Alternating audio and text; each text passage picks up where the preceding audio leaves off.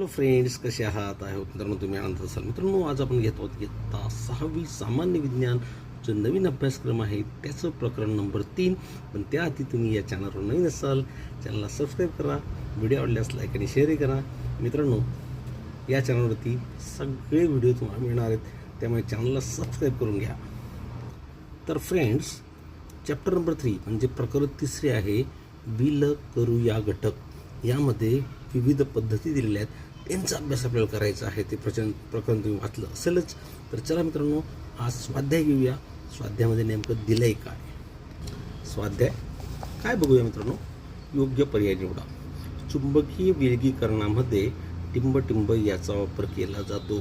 मित्रांनो, नावावरूनच कळतं आहे आपल्याला याचं उत्तर काय असेल. घनतेतील फरक, आकारातील फरक, चुंबकीय गुणधर्म आणि विरघळण्याचा गुणधर्म. ऑब्वियसली याचं उत्तर मित्रांनो चुंबकीय गुणधर्म आहे, ते लिहा. दुसरं आहे गव्हातील बारीक खडे वेगळे करण्यासाठी टिंब ही पद्धत उपयोगी ठरते. तर मित्रांनो, बारीक खडे आपण सहज निवडणे आपण बाजूला करू शकतो, म्हणून याचं उत्तर आहे निवडणे. Okay friend. तिसरं बघूया. पाण्यात विरघळलेली तुरटी पुढीलपैकी टिंब पद्धतीने वेगळी करता येते. तर ऑब्व्हियसली मित्रांनो, बाष्पीभवन पद्धतीने हे वेगळं करता येतं. याचं उत्तर आहे बाष्पीभवन. चौथं बघूया. शेवटचं काय दिलंय? गाळलेली जागा. दुधामध्ये पाणी मिसळले आहे अशी शंका आहे, त्यातील दूध आणि पाणी वेगळे करणे टिंब पद्धतीने शक्य होईल. मित्रांनो, ते गाळता येणार नाही, बाष्पीभवनही शक्य होणार नाही, औषधन निवडणे शक्य होणार नाही. मग याचा शेवटचा पर्याय जो ड आहे तो आहे यापैकी कोणत्याही पद्धतीने शक्य नाही. Okay friends. पुढचा प्रश्न काय बघूया. सत्य की असत्य ते ठरवा. असत्य असेल तर का ते लिहा. जर समजा ते असत्य असेल त्याचं कारणही आपल्याला द्यायचं आहे, त्यामुळे व्यवस्थित लिहून घ्या. द्रवामध्ये न विरघळलेले पदार्थ वेगळे करण्यासाठी गाळणे ही पद्धत वापरली जाते. एकदम बरोबर आहे, म्हणजे हे ना सत्य. इथे कारण देण्याची आवश्यकता नाही. पुढे. चुंबकीय गुणधर्माचा वापर करून कचऱ्यातून सर्व धातू वेगळे करता येतात. हे आहे असत्य, परंतु का ते लिहायचं? का असत्य आहे? कारण की इथे फक्त काय दिले? सर्व धातू वेगळे करता येतात. मित्रांनो, सगळे धातू वेगळे करता येत नाही, फक्त जे चुंबकाला चिकटतात तेच धातू वेगळे करता येतात. म्हणून याचं उत्तर असत्य आहे. आणि का? तर सर्व धातू चुंबकाला चिकटत नाही, म्हणून हे असत्य. Okay friends. तिसरं काय. समुद्राच्या पाण्यातील मीठ वेगळे करण्यासाठी अवसादन ही पद्धत वापरली जाते. हे सुद्धा असत्य आहे. का?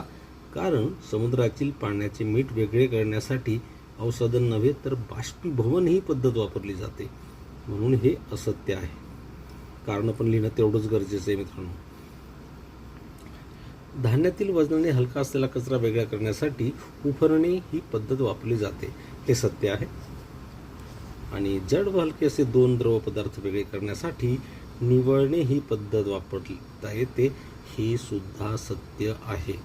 आय होप फ्रेंड्स तुम्हाला हे कळालं असेलच. पुढे जाऊया. पुढचा प्रश्न काय येतो बघा. गाळण पद्धती कोणत्या मिश्रणासाठी उपयुक्त ठरते आणि कशी? आता याचं उत्तर नेमकं काय मित्रांनो? तर ते उत्तर तुम्हाला लिहायचं आहे. द्रवात न विरघळणारे घन म्हणजेच काय? स्थायू पण लिहा. द्रवात न विरघळणारे स्थायू किंवा घन पदार्थ असलेल्या मिश्रणासाठी गाळण पद्धत उपयुक्त ठरते. मिश्रण गाळणी किंवा कापडातून गाळल्यास घन म्हणजे स्थायू लक्षात घ्या. घन पदार्थ गाळणीत राहतात व द्रव खाली जमा होतो. हे याचं उत्तर लिहा, तुम्हाला पूर्ण मार्क मिळतील.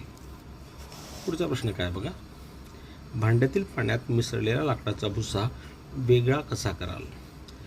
भांड्यातील उत्तर काय त्याचं बघा. भांड्यातील पाण्यात मिसळलेला लाकडाचा भुसा निवळणे पद्धतीने वेगळा करू.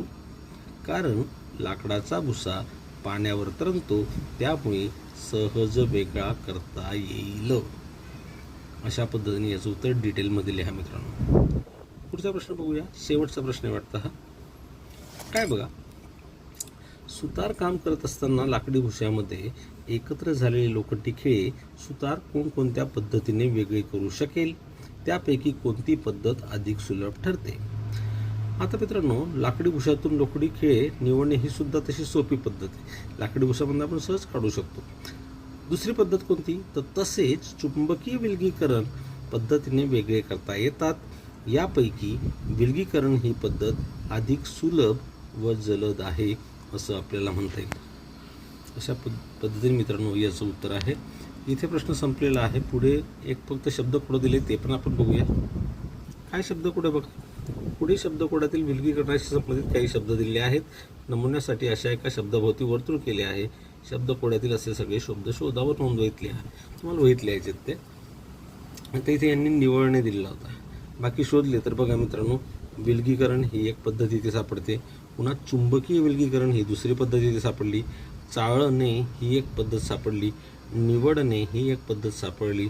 घुसळणे ही पद्धत सापडली आणि गाळणे ही पद्धत सापडली. हे सगळे तुम्ही वहीमध्ये लिहू शकाल. आय होप फ्रेंड्स तुम्हाला हे कळालं असेल. भेटूया उद्या पुढच्या प्रकरणात. त्याचप्रमाणे मित्रांनो गणिताचे व्हिडिओ टाकले त्यामुळे चॅनल सबस्क्राईब करा. व्हिडिओ आवडल्यास लाईक आणि शेअर करा. Take care. Good bye.